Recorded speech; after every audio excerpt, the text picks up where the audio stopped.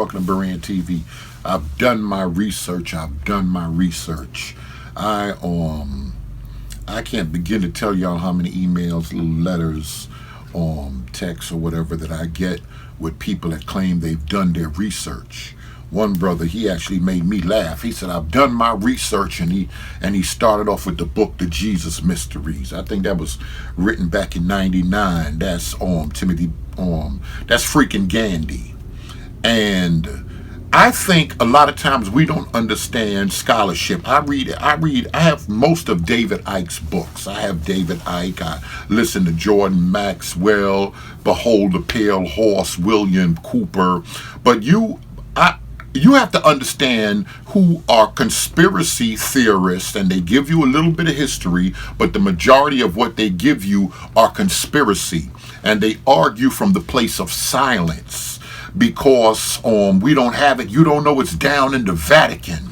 The truth is in the Vatican and y'all don't know it. Well, if the truth is in the Vatican and nobody know it, you're speculating. And this is where conspiracy comes in. So I often speak to people and they don't know the difference between a Sarah Seti and a Gates or a Cornel West. They think scholarship is just scholarship.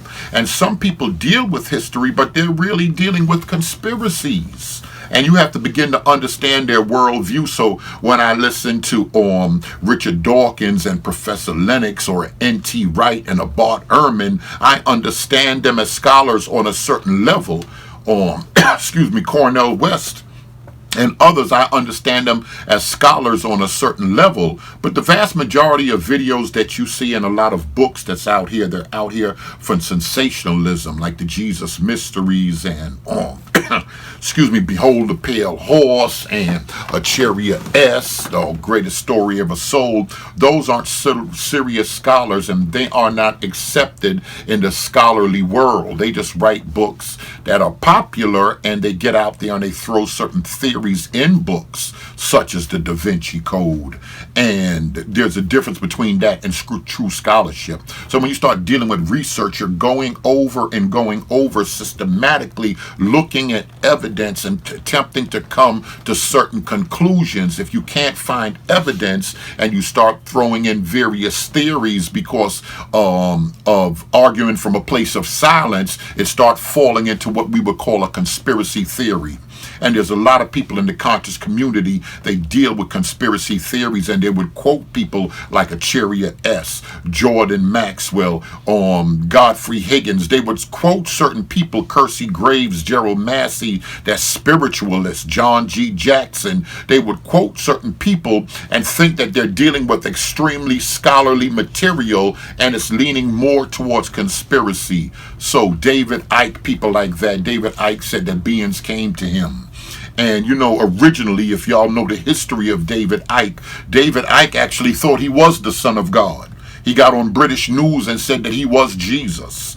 And that falls in the line of Charles Manson and certain madness that come from other religious leaders. A lot of people would quote Dr. Malachi Z. LaYork. That's Polite's mentor. People would quote him like he's some type of scholar, but he started various quasi-religious groups, and he's not considered a scholar on no level by true scholars. So understand the difference. Who's dealing with conspiracies? They'll talk a little bit of history, but they mostly argue from silence, and you don't know what could be in the Vatican, or they argue from some ancient spiritual records that they drew down from burning a candle and smoking some trees or dealing with ayahuasca or whatever.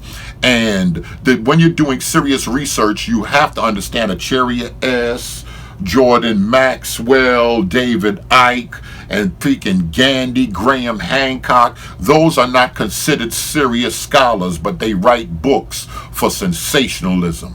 You've been watching Berean TV. Thanks for watching.